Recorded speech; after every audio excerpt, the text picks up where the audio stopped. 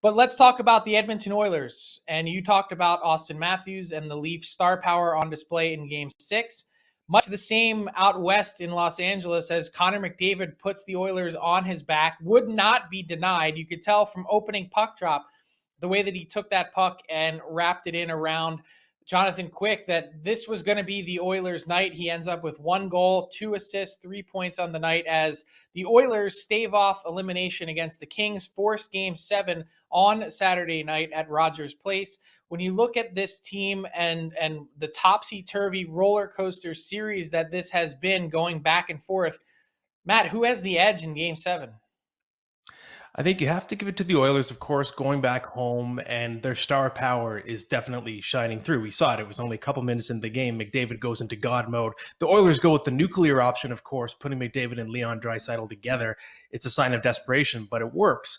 I do think as well we have to give a shout out to the Oilers' depth. Their forward depth, I think, has been better than expected in the series. Evander Kane's got 7 goals in this series, and we can talk all we want about his off-ice exploits, but there's no denying he's been a phenomenal fit with this team, and he's gelled well with the Oilers, whether he's playing with McDavid or not.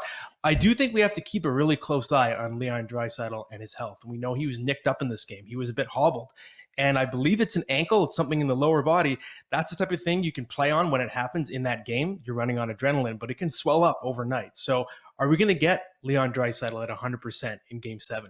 I think that's a crucial question going into Game 7. Yeah, totally agree with you. It was one thing to finish off the game, but how does he respond once he takes that skate off? What kind of pain is he in on Friday as he gets back to Edmonton? And was Evander Kane holding up the 7 for the 7 goals, or was it for the fact that there's going to be a Game 7?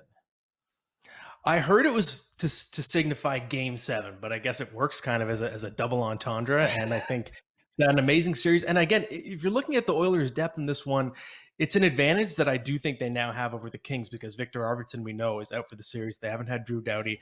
I just think the Kings are kind of like the little soapbox racer that's losing parts. It's just going to barely make it to the finish line. They've given a valiant effort. They've been a really banged up team all year, but I don't know if they have the horses anymore. Yeah, fair. But you also did say that the St. Louis Blues were a paper tiger before round 1. So soapbox racer here for the LA Kings. We'll see how they fare in Game 7. One thing to keep an eye on, too, is the Oilers' defense. I thought a valiant effort without Darnell Nurse. They were much cleaner in their own end. The Sean Durzi power play goal, that's one thing. I thought they just really limited the Kings to the outside and did a strong job. Chris Russell hopping into the lineup. I just thought that they looked way better and cleaner, on point, detailed in their own end, which is going to be a key, no doubt, in Game 7.